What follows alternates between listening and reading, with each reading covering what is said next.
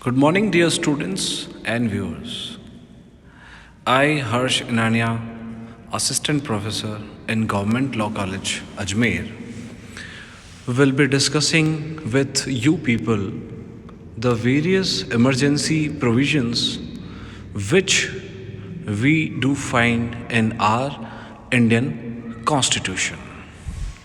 Okay, so the importance of the emergency provisions are well known to one and all. We all know the ramifications of the exercise of the provisions regarding emergency in our country. So let us try to understand the basic concepts, the principles of the law, and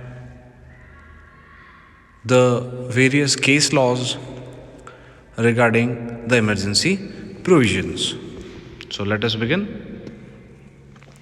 First of all, in order to understand these provisions, we must understand the meaning of the term emergency. Emergency, as by reading the term in a plain manner, is very clear that it shows any grave situation.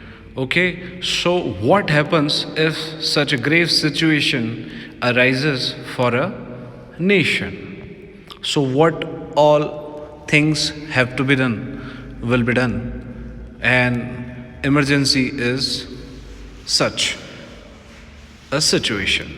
So, an extreme situation in which the body political or the governance is under immense threat. Okay, so the existence of the state, existence of the particular nation, the subject nation, is at stake. So, in order to save that particular nation or that body political or that particular governance, the utilization of extraordinary powers becomes altogether more essential. So, therefore, extraordinary powers will be vested and various individual liberties and freedoms will have to be curtailed in order to protect that nation from being extinct. Okay, so therefore, it calls for an exercise of extraordinary powers immediately in order to protect from the actual occurrence of the threat or in order to combat or counter or neutralize the threat. Clear? So, it is very interesting to know that the fabric of the constitution which provides for a federalism, how it functions in the times of emergency. So we do switch from a federal nation to a unitary nation. So it's a very excellent provisions. In the form of excellent provisions, we do have this emergency provisions in our constitution because according to the times need we can mold ourselves accordingly. Clear? So, such things are very rare to find in the constitutions. Okay, and our constitution, this particular provision, we have adopted from the Weimar Constitution of Germany. So, let us continue with the various types of emergencies. As we all know, there are mainly three types of emergency. But whenever we do use the term emergency, it means we are referring to the national emergency. Okay? So the use of the individual word emergency signifies that we are referring to the national emergency as provided under Article 352 of Indian Constitution. Clear? All right. Now let us understand the second kind of emergency, which is referred to as commonly by us as state emergency, or the popular name which is the president rule. The term which is used in our Indian constitution with this regard is the failure of the constitutional machinery in the state as provided under Article 356. So, state emergency is provided under Article 356. And the last one is the financial emergency as provided under Article 360 of Indian Constitution. So far, there has been non-utilization of this particular financial emergency. Okay, so by the grace of the God, this nation did not require till now the invocation of Article 360. Article 356 has been utilized time and again whenever the constitutional machinery has failed in the states. Clear? And the national emergency was utilized at various times, mainly during external aggression or the war which took place with the nearby neighboring states. So let us begin. So first of all, let us try to understand Article 352, that is to say national emergency. So let us begin with the first clause. Okay, Article 352, let us read it and let us try to decipher the meaning and try to understand the interpretation of Article 352. So Article 352 clause 1 reads, if the president is satisfied that a grave emergency exists whereby the security of the India or of any part of the territory thereof is threatened. Okay, so first condition in this regard is the president must be satisfied. Okay, and the second thing is that grave emergency must exist, and the resultant effect must be by that particular grave emergency must be that the security of India or any part of the territory thereof, that is to say any part of the territory of India is threatened. Okay, so if any of these happens, then the president after his due satisfaction may make a proclamation to this effect that emergency may be exercised. Okay, so let us read again. If the president is satisfied that a grave emergency exists whereby the security of India or of any part of the territory thereof is threatened, whether by war or external aggression or armed rebellion, he may, by proclamation, make a declaration to that effect in respect of the whole of India or such part of the territory thereof as may be specified in the proclamation. So first of all, the condition for invoking Article 352, we must understand the president must be satisfied that a grave emergency situation exists by virtue of which the security of India or any part of the territory of India is threatened by reason of war, external aggression or armed rebellion. So therefore he may make a proclamation to this effect that emergency may be imposed in the whole of India or in the particular territory of India. Okay, so a proclamation to this effect is very much essential. The satisfaction of president is very much essential that a grave situation exists by virtue of which the security of this nation or any part of the territory of this nation is threatened by three reasons: war, external aggression, or armed rebellion. So, therefore, such a proclamation may be issued. All right. Now, let us understand the explanation.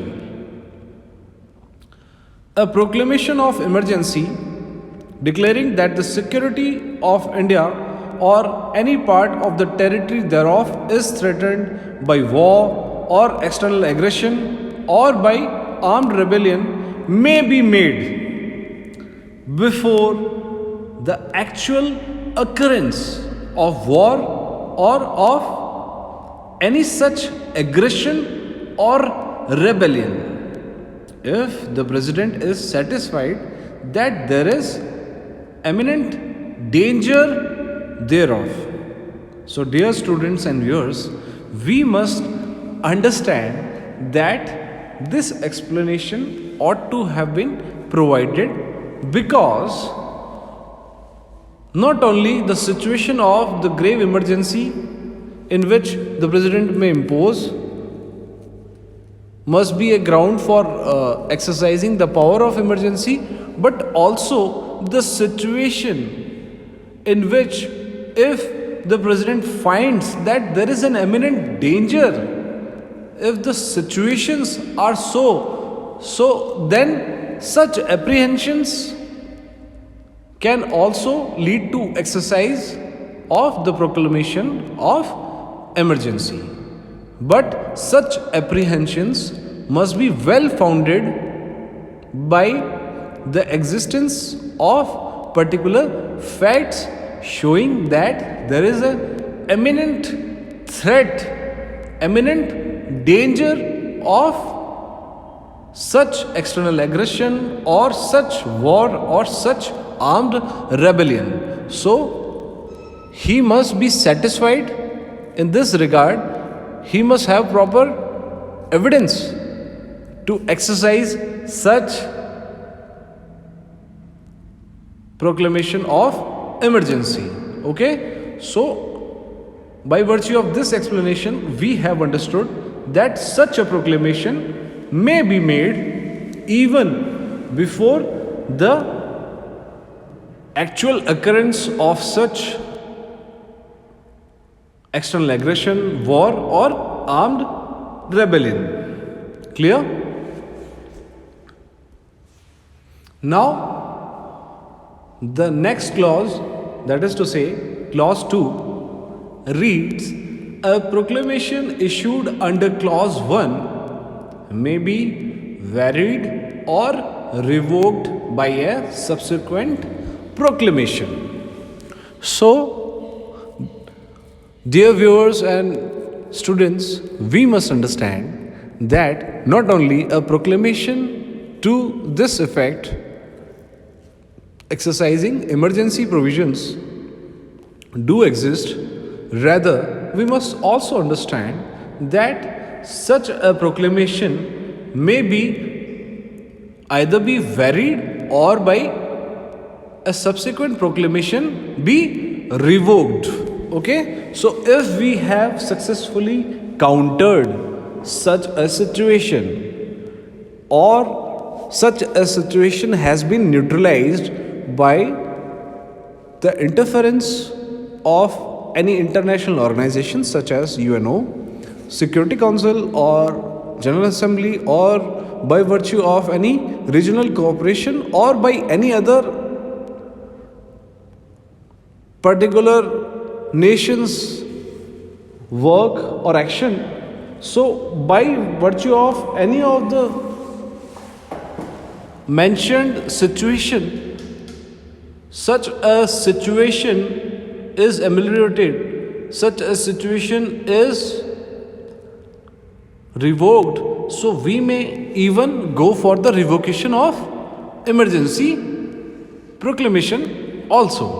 Okay, so such a situation if changes automatically, also then such a proclamation may be revoked or varied accordingly. Okay, so I think it is very clear to you people that such a proclamation may be varied or revoked as well. Clear? Next clause is very interesting. Let us read it. The next clause provides that the president shall not issue a proclamation under clause 1 or proclamation varying such proclamation unless the decision of the Union Cabinet, that is to say, the council consisting of Prime Minister and other ministers of cabinet rank appointed under Article 75, that such a proclamation may be issued has been communicated to him in writing. So here the use of the word shall signifies that it is mandatory, that the president may be provided a written declaration to this effect by the Union Cabinet that a proclamation of emergency may be made, or the proclamation of emergency may be varied, or the proclamation of the emergency be accordingly amended. So first of all, the president should get a decision of the Union Cabinet consisting of the Prime Minister and other ministers of cabinet rank appointed under Article 75. So a writing to this effect is to be submitted to the President of India prior hand, and then and only then such a proclamation may be made. Or if now the proclamation is decided to be varied, then such a writing that the earlier proclamation may be varied must be received by the president in writing from the Union Cabinet consisting of the Prime Minister and the other ministers of the cabinet rank appointed under Article 75. So thank you dear students for listening so carefully. We shall continue our lecture in the next series of the videos. Keep listening carefully, keep studying, and do keep yourself safe. Okay.